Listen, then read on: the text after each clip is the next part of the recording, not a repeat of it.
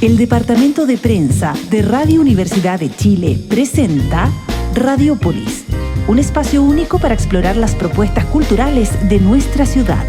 Radiópolis es una urbe sonora que nos invita a conectar con los creadores y sus fascinantes obras. Acompáñanos junto a la periodista Catalina Araya en este viaje por la riqueza cultural que nos rodea.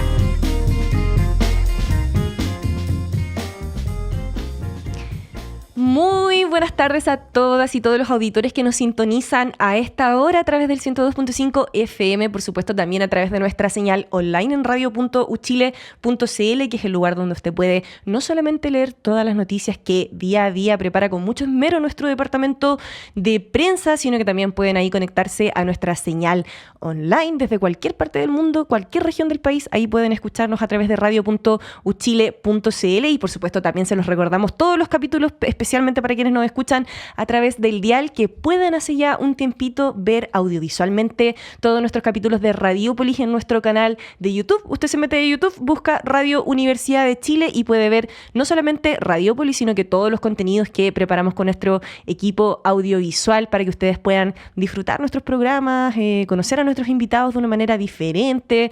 La mañana y en la tarde pueden además sintonizar Radioanálisis, que es nuestro emblemático noticiero que sale todos los días de lunes a viernes, Semáforo también, que es nuestro matinal misceláneo y de cultura, así que les dejamos ahí la invitación para que se metan a curiosear un ratito en nuestro canal de YouTube. Van a encontrar ahí hartas cosas entretenidas, así que les hacemos la invitación para que se metan también a esa plataforma de nuestra querida radio. Estamos como siempre en los estudios de Radio Universidad de Chile, saludándolos en este nuevo capítulo de Radiópolis, día martes 22 de julio, ya nos va quedando un poquitito para terminar este mes tan frío y hoy los vamos a acompañar con dos conversaciones muy pero muy interesantes. Primero va a estar con nosotros el escritor Pablo Torche, quien es autor de Noche Estrellada, una novela muy pero muy entretenida que ahonda ahí en la primavera de 1888, una de las más importantes en la vida de Vincent Van Gogh, que es este emblemático pintor. Desarrolla también en esta novela ese episodio tan curioso de la oreja, ¿no? Este mito de la oreja de Van Gogh, así que vamos a estar conversando sobre todos esos detalles con el escritor chileno Pablo Torche, que es el autor de esta novela Noche Estrellada. Parece que nos va a traer ahí también unas copias para poder sortearles a todos ustedes, así que quédense ahí muy pendientes porque vamos a estar más adelante dando más detalles al respecto. Y después va a estar con nosotros en un crossover emblemático en este capítulo de Radiópolis David Ponce, nuestro querido colega, quien es conductor de Altavoz, que es el gran pero gran programa de Radio Universidad de Chile que se dedica exclusivamente a difundir y generar conversaciones en torno a música chilena. Ahí David nos va a estar dando algunas directrices de actividades, ¿no? Tocatas y algunos aniversarios muy importantes que se van a estar conmemorando en el medio de la música chilena, así que no se separen de nosotros, vamos a tener toda esa información en este capítulo de Radiópolis. Y para calentar los motores los vamos a dejar con Venenos, una canción muy pero muy bella de Chini PNG. Así que los dejamos con Chini y nos escuchamos en unos minutitos más.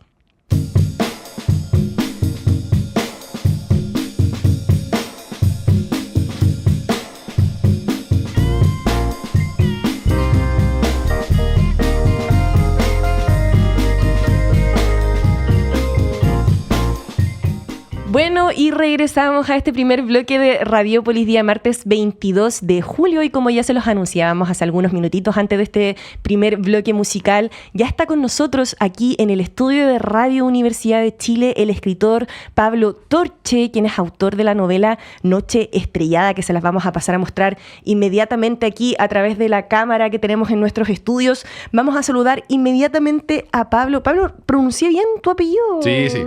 Pablo Torche. Cual, sí. Excelente. Oye, Pablo, y esta novela está muy, pero muy interesante. Lo estábamos conversando nosotros antes de que arrancáramos la grabación del programa, porque precisamente este nombre, ¿no? Noche Estrellada, no es antojadizo, porque precisamente aborda parte de la biografía de Vincent Van Gogh, ¿no? Que es este tan reconocido pintor, icónico además por esta obra que está acá muy hermosamente ilustrada en la portada de este libro. Y tú acá cuentas precisamente, o específicamente, la primavera de 1888 en Arles, que es uno de los momentos más tensos, pero más importantes en términos biográficos de la vida de Van Gogh, y que además es 2 años antes de su fallecimiento. Sí, sí. Bueno, yo hice una larga investigación, me sumergí en la vida de Van Gogh, que es un personaje apasionante. Uno mientras más aprende, más se da cuenta de la valentía, de la rebeldía, del genio, de la incomprensión que sufrió también. Y sí, me centré en este periodo en Arles, cuando él viaja solo al sur de Francia, se instala solo en un hotel, después en una casa, y ahí es cuando descubre lo que nosotros conocemos como su verdadero estilo, digamos. O sea, hay muchas pinturas previas de Van Gogh que uno no ubica, no identifica tanto, pero estas son como el colorido y el trazo más intenso que son todas las grandes pinturas que pintó en este periodo en Arles, digamos, que es como el más novelesco, yo creo, y más terrible también de su vida. Exacto. Vamos a comentarle a las auditoras y auditores que nos sintonizan por el 102.5 FM, que también pueden estar viendo esta entrevista a través de nuestro canal de YouTube, Radio Universidad de Chile. Aprovechamos ahí de comentarles para quienes nos estén escuchando en la radio que pueden revisar también nuestras conversaciones a través del canal de YouTube, que claro, pues esta es un libro, una novela, que cuenta cosas biográficas, cosas que pasaron realmente en la vida de Van Gogh, como tú decías, a raíz de esta gran investigación que realizaste, pero en clave novelesca, porque precisamente la vida de Van Gogh tenía mucho de eso, ¿no? Como mucho de novela, esta cosa de cuando la realidad supera la ficción. Pero antes de que pasemos a detallar todas esas cosas, Pablo, quería preguntarte por tu relación personal con Van Gogh. O sea, ¿qué es lo que te lleva a ti, en el fondo, personalmente, como escritor, además, a interesarte en escribir sobre este pintor o personaje en particular? Sí, yo, sin ser un gran fanático, siempre tuve como un interés por Van Gogh, una curiosidad, principalmente por lo que decía, por la rebeldía que se ve en su arte, digamos, que esa valentía de pintar las cosas como él las veía y no como son, digamos. Exacto. Que, claro, en nuestra época es más normal, en esa época era mucho más revolucionario, pero que todavía mantiene como ese rasgo como de insubordinación, digamos, de pintar los cielos verdes, los cielos rosados, los cielos naranjos, como él quisiera. Exacto. Es una cosa que me llama la atención. Y la otra es obviamente lo de la locura, lo de la descomposición mental, que tiene de alguna forma que ver con su búsqueda artística. Y eso también me interesaba mucho, como construir o recrear un gran personaje de la historia artística, digamos, pero tratar de meterse en una mente que se va perdiendo conexión con la realidad, lo recupera, totalmente. Lo pierde, y esa era otra parte que yo creo que me atraía mucho. Y bueno, cuando uno va investigando se da cuenta de cosas más impresionantes, digamos, de su vida, de su sufrimiento, de su soledad. La gran soledad es otro tema que yo creo que a mí me atrae, quizás a mucha gente lo atrae, la atreverse a vivir completamente en contra de los cánones de la época, digamos. Sí, pues no, totalmente. De hecho, algo que se describe súper bien dentro de la novela es precisamente como toda esa búsqueda del estilo, ¿no? Y que también tenía que ver, por ejemplo, con alguna de las peleas o discusiones que tenía con Paul Gauguin, no sé si lo pronuncio bien, porque Gauguin, claro, como son estos nombres franceses. Medio extraño. Exacto, sí, con Paul Gauguin, ¿no? Cuando hacían como esta especie de cofradía de empezar a pintar juntos y todo aquello. Pero cuéntanos primero, Pablo, respecto a esta investigación, en términos concretos, ¿cómo describirías tú todo este proceso que tengo entendido que fueron 2 años, ¿no? No sé si pudiste revisar algún documento en particular o cómo fue que te fuiste ahí haciendo este esquema de investigación, de estudio respecto a este personaje que es Van Gogh. Yo me metí, hay una biografía que es muy buena, que es como la puerta de entrada, que es de unos autores norteamericanos, de apellido Naifé, que son 1000 páginas y cuentan toda la vida y la personalidad. Hay muchos estudios artísticos, pero al final lo más relevante de lo que parte todo lo que habla sobre Van Gogh son sus cartas. Sí, totalmente. Que están digitalizadas y son unos tomos enormes. Yo no los tengo, yo tengo una selección, pero digitalizado está todo. A su hermano. A su hermano, básicamente, principalmente a su hermano, algunos a sus hermanas, a otras personas, y ahí Van Gogh se despliega por entero, en una época en que no había teléfono, entonces toda su interioridad la vuelca en las cartas, y ahí uno puede, yo creo que percibir mucho la personalidad de Van Gogh, tratar de capturar, que es lo que yo intenté, la personalidad de este ser como brillante, intenso, raro, un poco rechazado. Sí, totalmente. Pero ilusionado, digamos, con lograr algo, con superar como su ostracismo.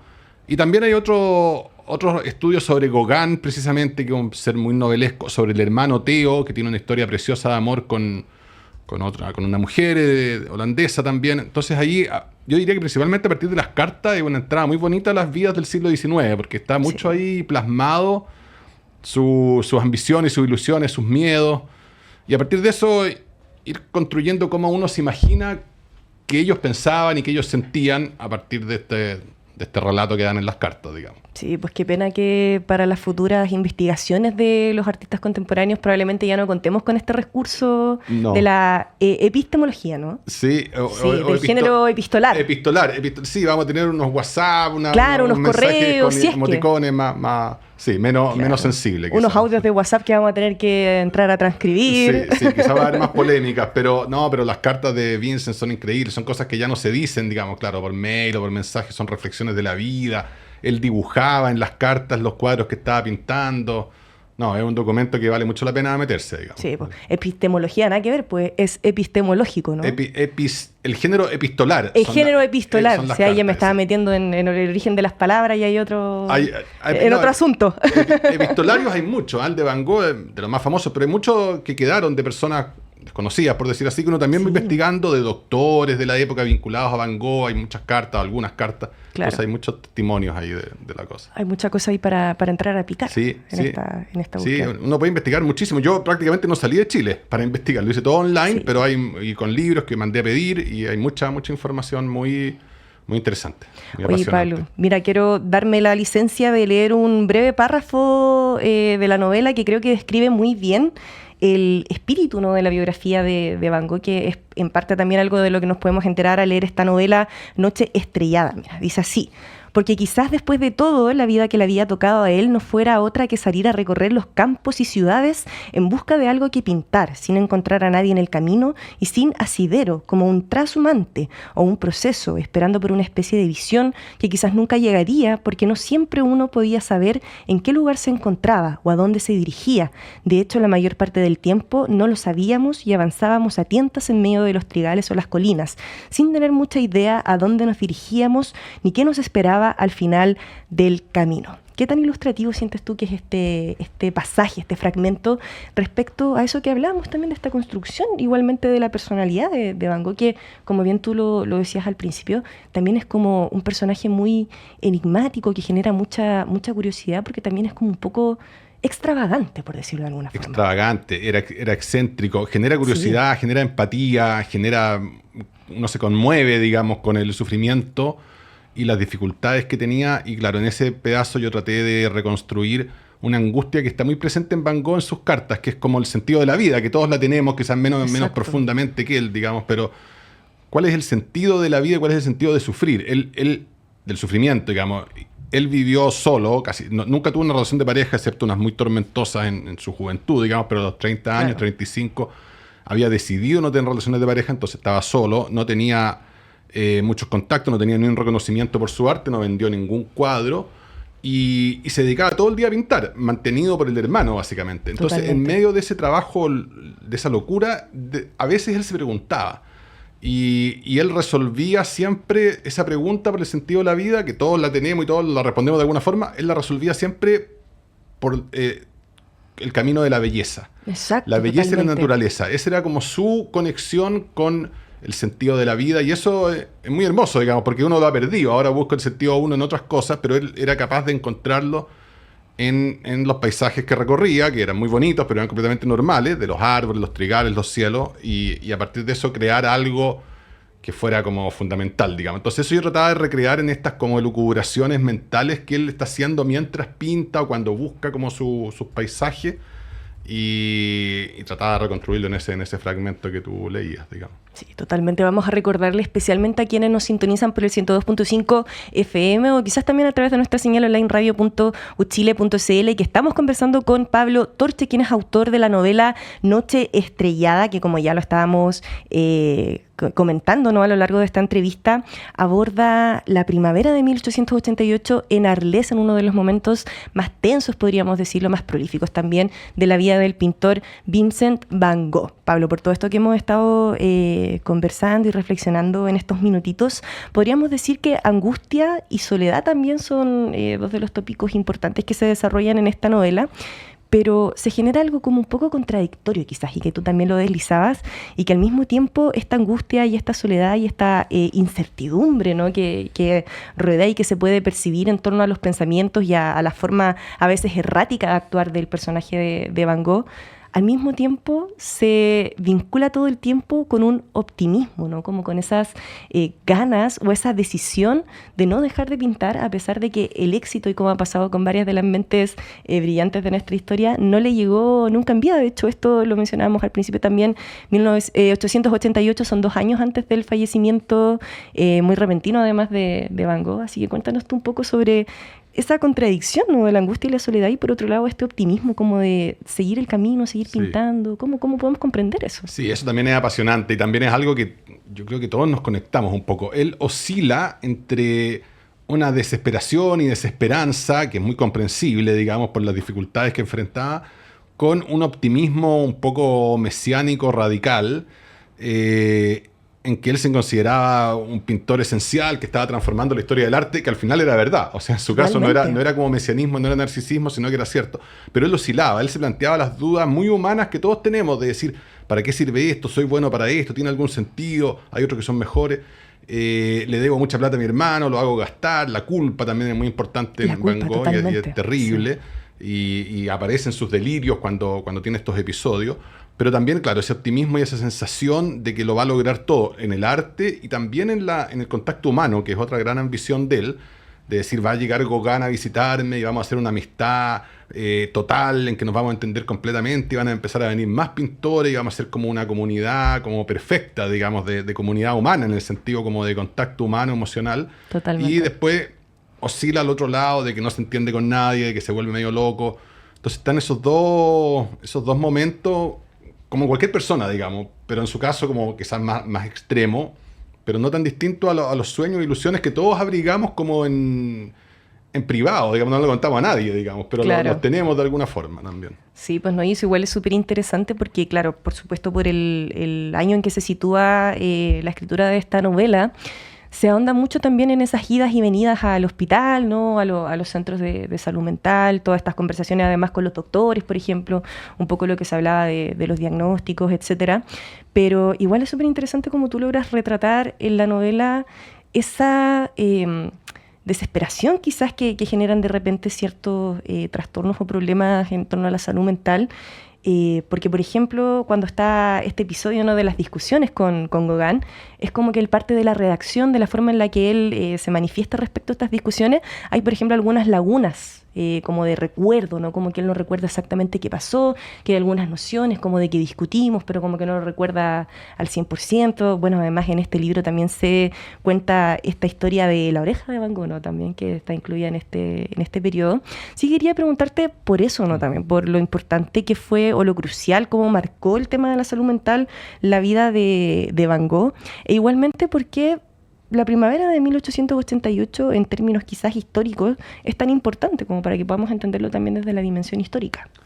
Sí, él tiene esta crisis, digamos, con Gauguin y se corta la oreja. No se sabe bien por qué ese acto de autoagresión, de cortarse una oreja. Hay muchas teorías, digamos, pero en algún momento se corta la oreja y es internado en un hospital, y ahí hay un ángel de la guarda que es un doctor muy joven, que yo también lo cuento, que hay retratos de Van Gogh, que lo recibe, que era el último ayudante de los doctores, pero que por alguna razón engancha con Vincent Van Gogh y lo apoya contra viento y marea contra los doctores jefes, digamos, que querían internarlo y consideraban que su enfermedad era mucho más grave.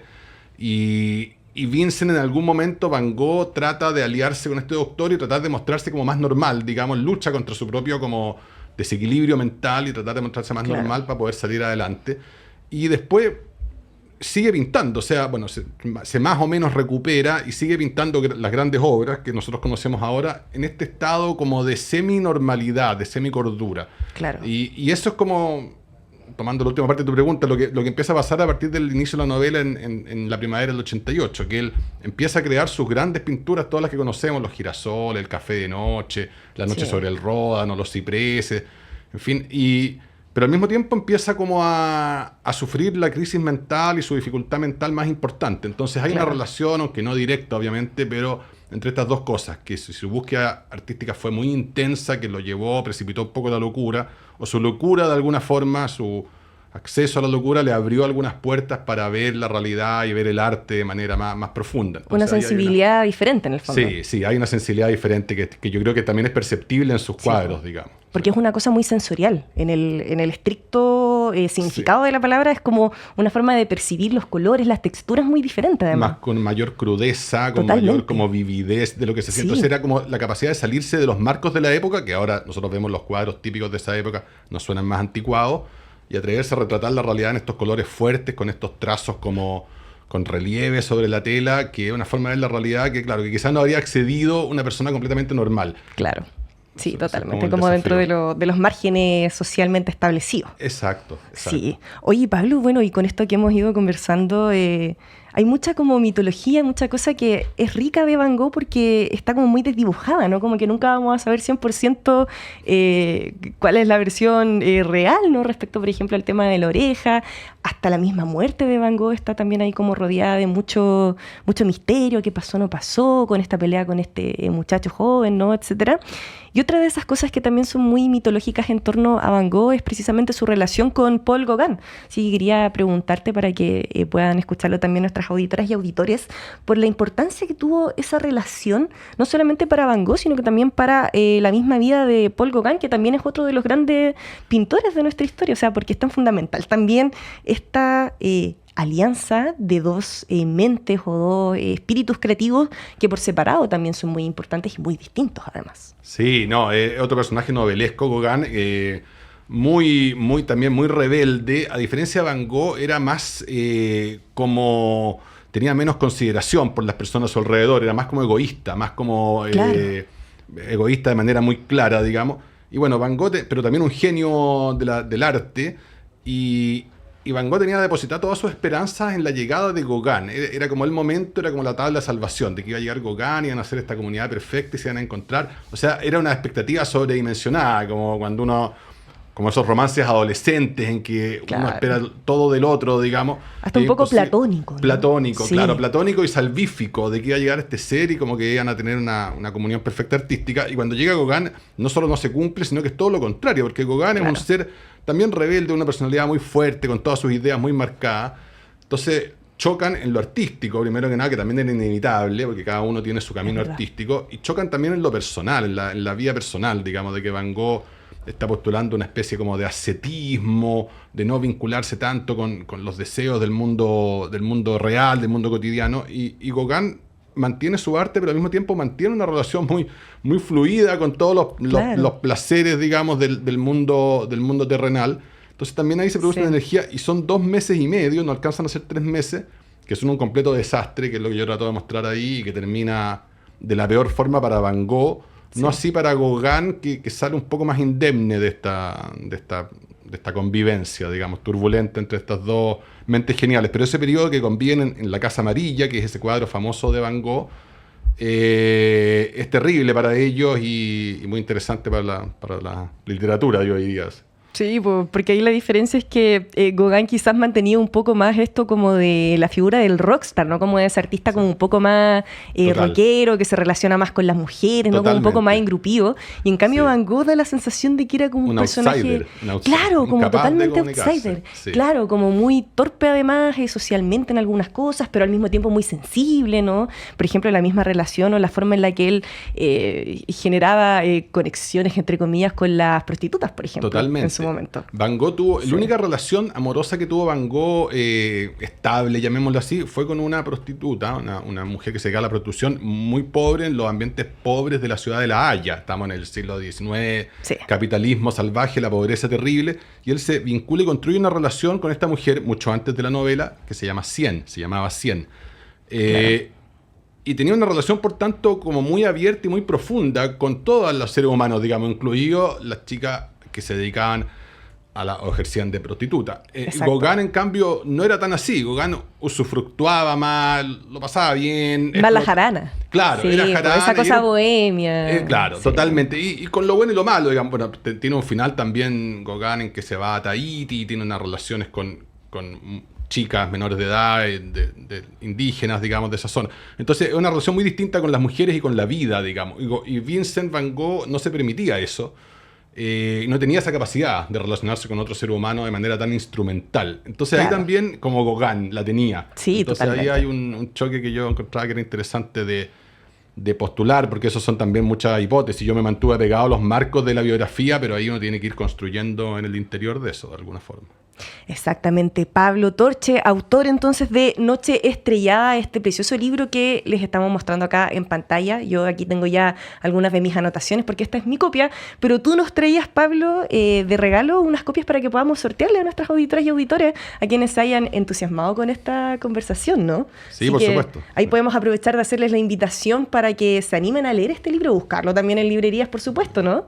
Sí, claro, está en toda la librería de barrio. Está en Busca Libre, en Amazon, en las librerías de barrio lo pueden encontrar ahí, los interesados o interesadas. Así que los invitamos entonces a que sintonicen ahí Radiópolis la próxima semana, porque vamos a estar el próximo martes sorteando 2 copias de este libro, Noche Estrellada, de Pablo Torche. Y Pablo, te agradecemos muchísimo por habernos acompañado en este capítulo de Radiópolis. Y nada, pues esperemos que esta conversación haya servido ahí para entusiasmar a toda la gente a que lea esta novela. Sí, no, muchas gracias. Sí, una vida apasionante y espero haber rescatado algo de eso en la novela, así que todos invitados a revisarla. Totalmente. Muchas gracias, Catalina. No, muchas gracias a ti, Pablo, y nos vamos a ir con el próximo corte musical escuchando Ana no duerme de Almendra.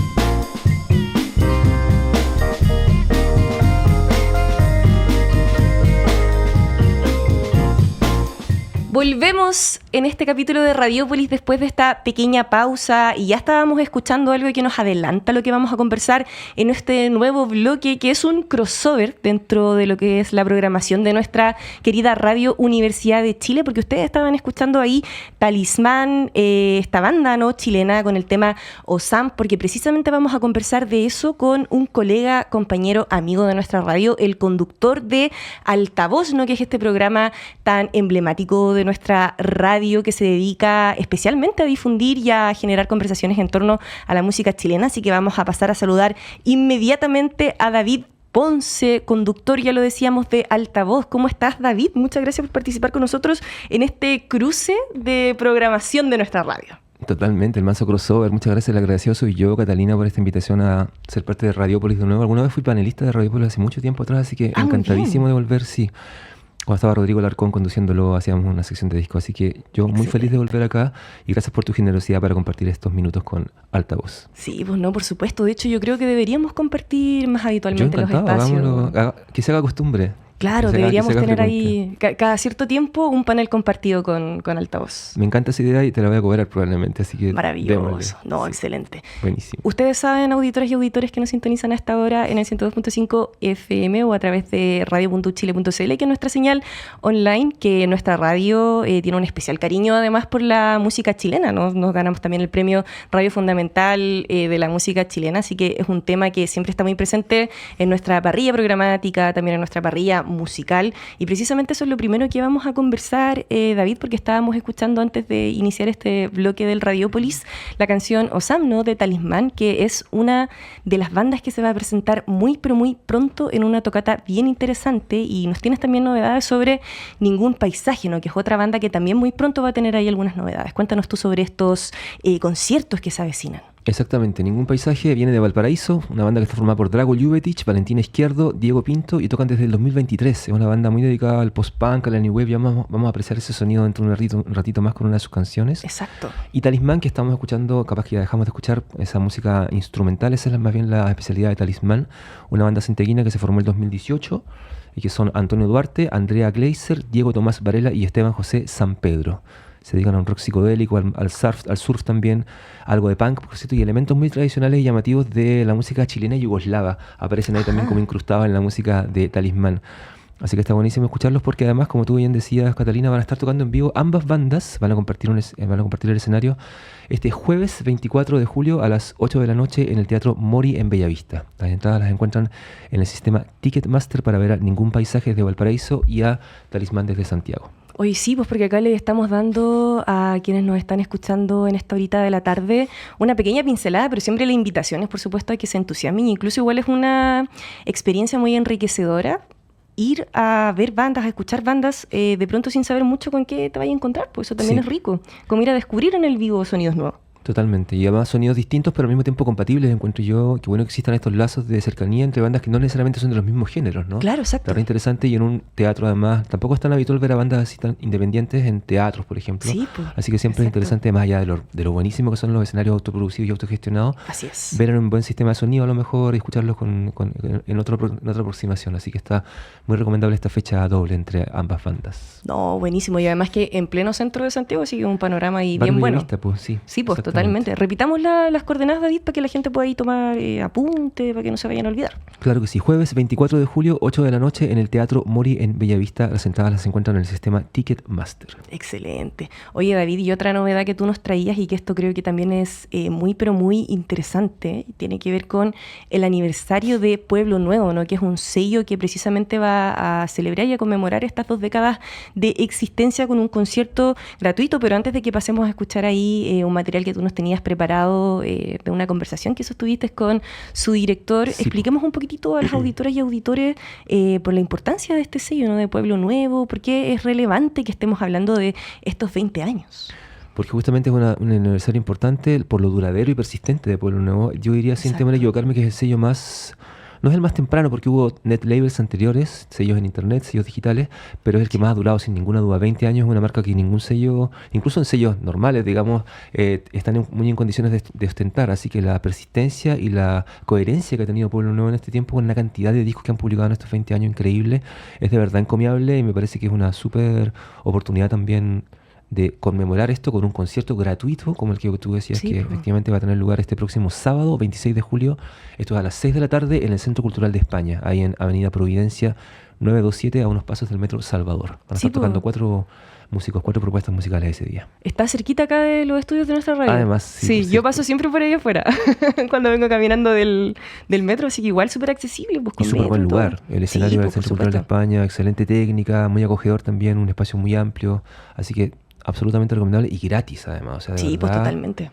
Totalmente bueno por todos lados. El encuentro del que te cuento ya van a estar tocando parte Lluvia Ácida, un grupo también histórico que está cumpliendo por su parte 30 años. Vienen desde Magallanes, desde Punta Arenas, con música electrónica. Va a tocar también Valentina Massa, Sebastián Vergara y desde Viña del Mar, Alizú, que es una productora también presente históricamente en el catálogo de Pueblo Nuevo. Oye, qué bueno, porque además también tenemos propuestas que vienen de otros lugares del país, pues no solamente de la zona centro. Y sí, pues la mitad de las propuestas son de regiones. Sí, o sea, todo bien con Pueblo Nuevo, es gratis, sí, totalmente. Tienen 20 años de historia, están descentralizadas las propuestas, no sé, de verdad que es muy, muy bueno poder también difundir esta noticia, encuentro muy notable el aniversario de 20 años. No, pues seguimos en esa misma lógica, porque al final también son invitaciones para que la gente pueda descubrir desde la experiencia misma, ¿no? Como de la experiencia física de asistir a un concierto, sonidos nuevos de pronto, voces nuevas, ¿no?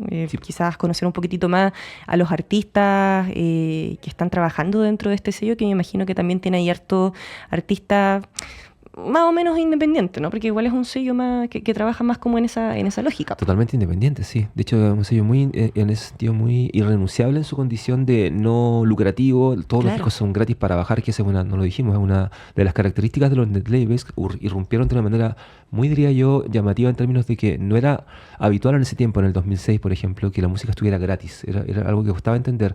Ellos se cogieron a esa modalidad y desde entonces todos los discos del sello están gratis para escuchar y para descargar también. Entonces, otro de los postulados políticos también de Pueblo Nuevo, de quien tenemos justamente un testimonio de primera fuente, porque como tú lo decías, conversamos con Mica Martini, que es el director del sello, que nos cuenta, partiendo por detalles sobre esta presentación. Si quieres lo vamos a escuchar. Sí, pues pasemos a escuchar entonces lo que te contó David de Mica en esta conversación. A ver. Hola David. Bueno, muchas gracias por tu interés en esta conversación sobre el aniversario número 20 de Pueblo Nuevo. Y bien, pues hemos estado muy bien preparando todo para este concierto y eso ha significado repasar tantas historias, tantas aventuras musicales que hemos tenido ahí con el sello y con tantos amigos y amigas que han colaborado. Esperamos que nos acompañen en este concierto y yo creo que va a ser un buen momento para repasar y conmemorar estos 20 años de trabajo.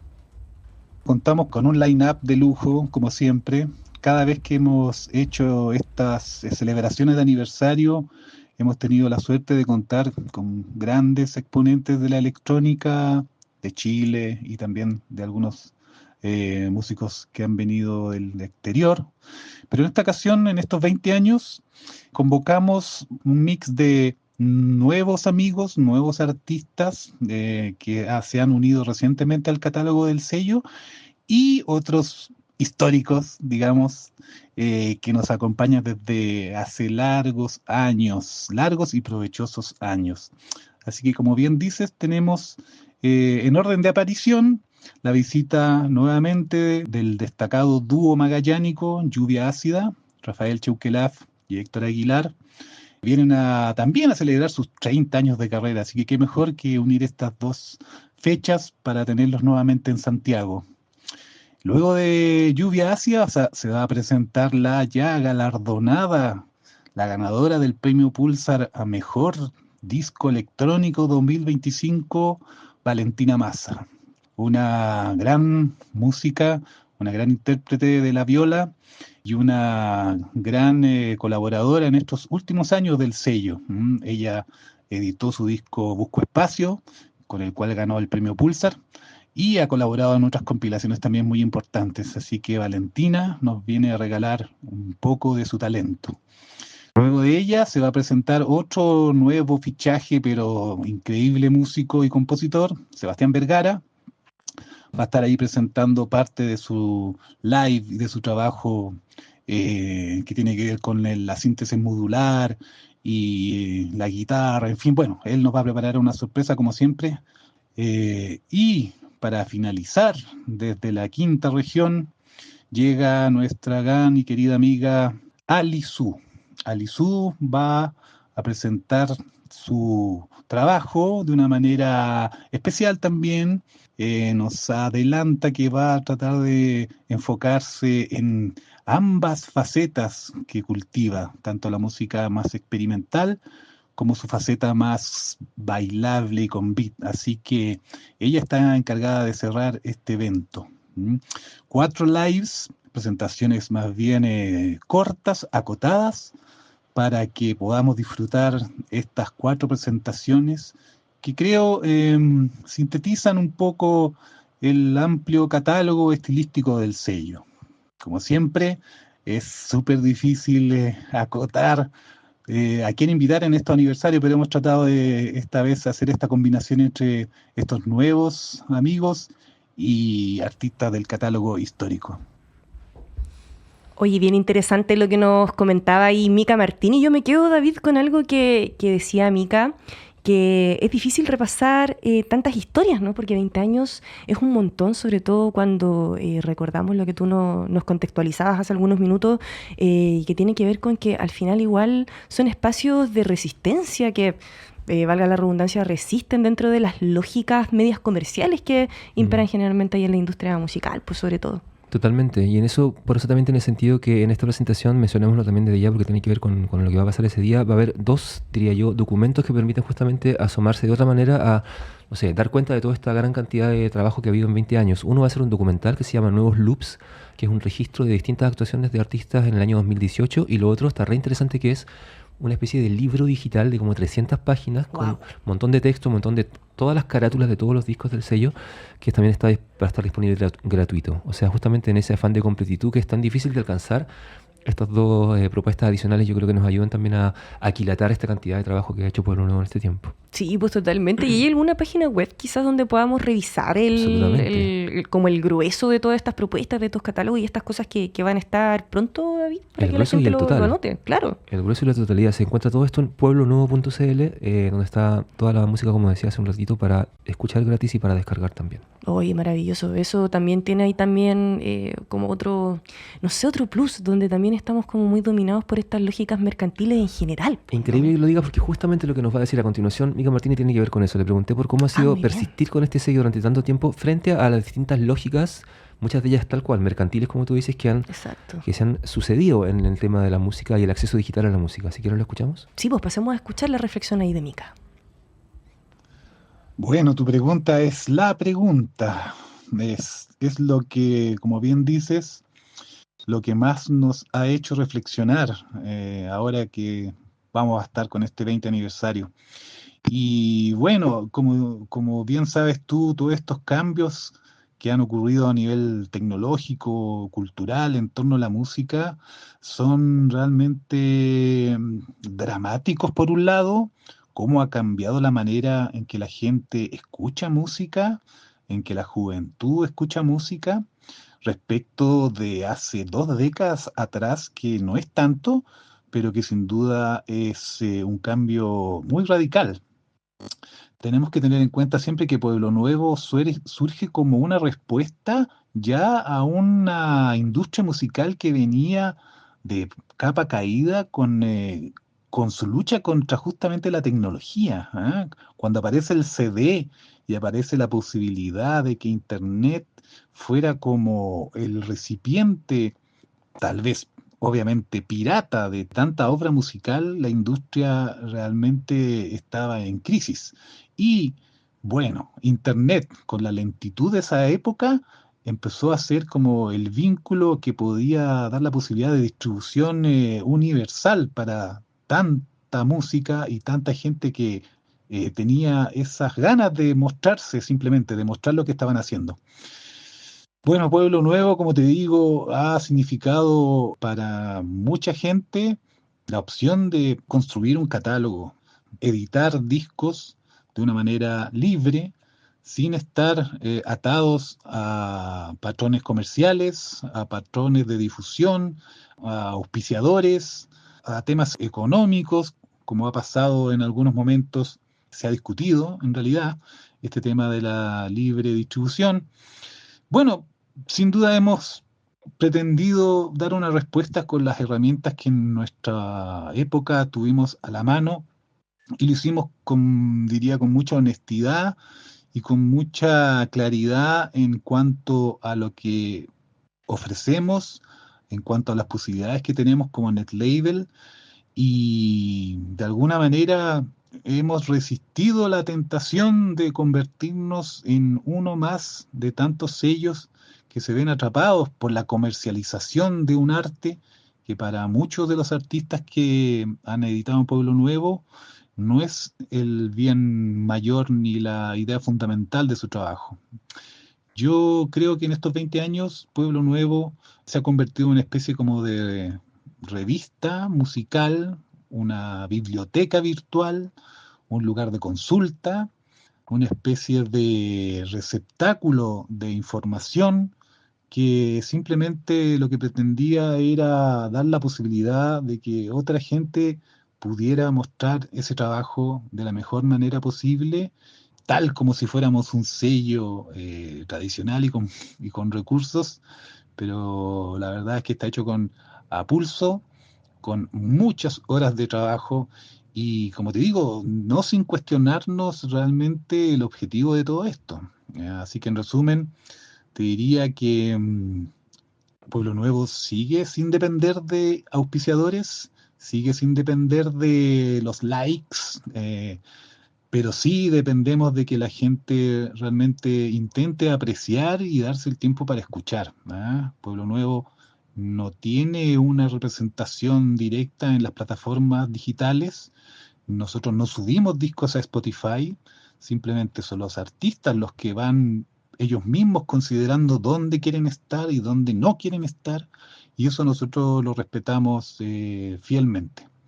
Así que bueno, mientras haya gente que aún me siga mandando música y quiera ser parte del sello, yo creo que vamos a seguir por esta senda. Así que simplemente resistir la problemática de hacer cultura en Chile y permanecer, porque sin duda permanecer es lo que te va validando en este ambiente donde todo es tan pasajero y todo se desvanece en el aire. Así que bueno, muchas gracias David por estas preguntas y te esperamos el día 26 en nuestro aniversario ahí en el Centro Cultural de España. Hoy está entonces ahí hecha la invitación, David, de primera fuente, y yo me quedo también con esto. Muy interesante de partida las reflexiones de Mika, pero es heavy como él habla de todo esto de los cambios de la industria, ¿no? Por todo el tiempo, estos 20 años que ellos llevan ya trabajando en esto del sello, y cómo al final un proyecto como Pueblo Nuevo termina configurándose como una suerte de testimonio histórico, ¿no? Que nos da cuenta también de los propios cambios de la lógica interna también de la forma en la que vamos consumiendo la música. Sí, totalmente. Es por una parte un registro de ese momento histórico, por otra parte una toma de postura frente a ese momento histórico respecto, por ejemplo, no usar Spotify, no usar plataformas pagadas, seguir persistiendo en la idea de poner música a libre disposición del público. Así que, claro, pues al mismo tiempo un protagonista y un testigo de su tiempo, creo yo, con 20 años de historia. Sí, pues totalmente. Bueno, y también con todo este tema de las lógicas digitales, ¿no? Hace 20 años yo creo que ahí estábamos en pleno, tú nos podrás explicar o contextualizar mejor, David, que estábamos también en esa transición o en plena transición del formato físico también a lo que son las plataformas, como todo el tema de la digitalización de la música, ¿no? Sí, también hay como un cambio de paradigma bien importante para la música. Po. Y sobre todo lo interesante es que en ese tiempo uno se producía una mercantilización tan acentuada como la que hay hoy día. O sea, las plataformas que había en ese tiempo, ¿cuáles eran? SoundCloud, Bandcamp, claro. Plataformas gratuitas o semi-gratuitas, digamos. No existía Spotify todavía ni ninguna de las otras que conocemos, como, no sé, Deezer o Apple Music, en fin.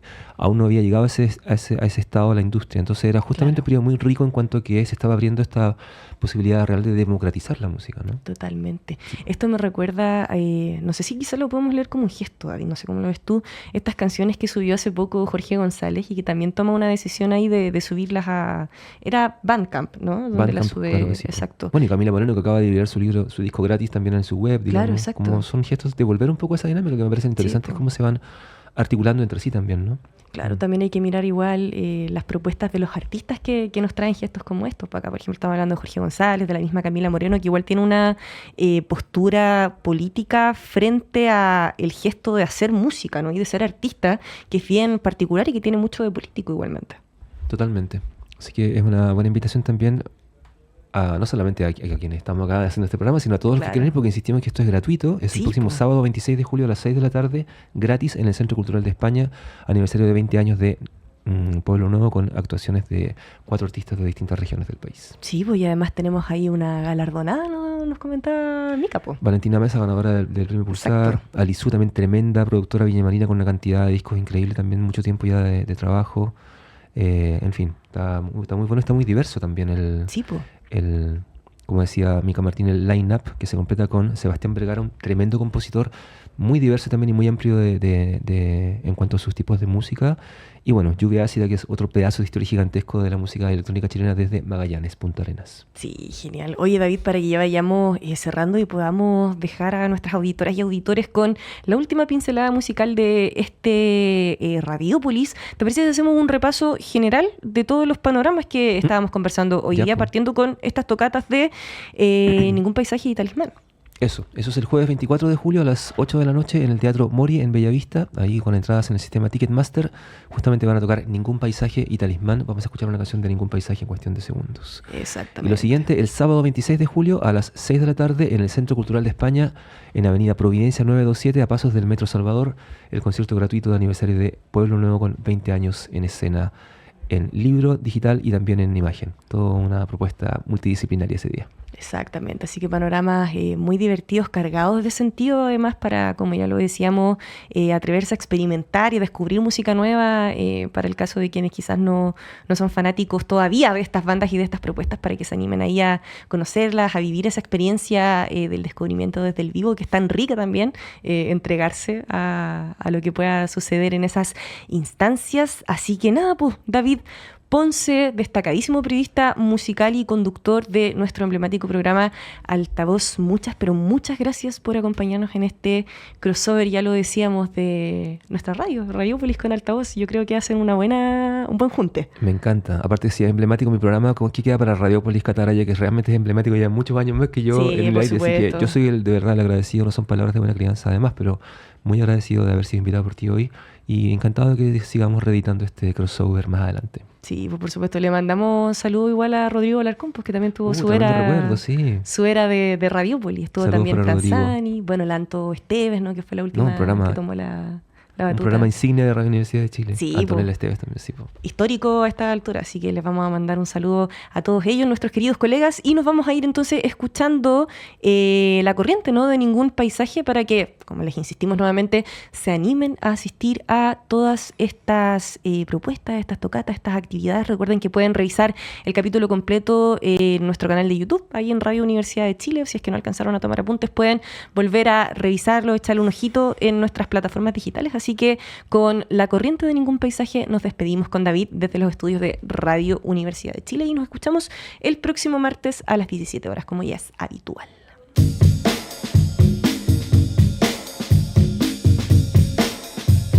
Y así, la urbe sonora se despide por el momento. Radiopolis volverá pronto, listo para sumergirnos nuevamente en la riqueza de las artes y la cultura de nuestra ciudad. Nos escuchamos en el 102.5 FM y síguenos en nuestras redes sociales.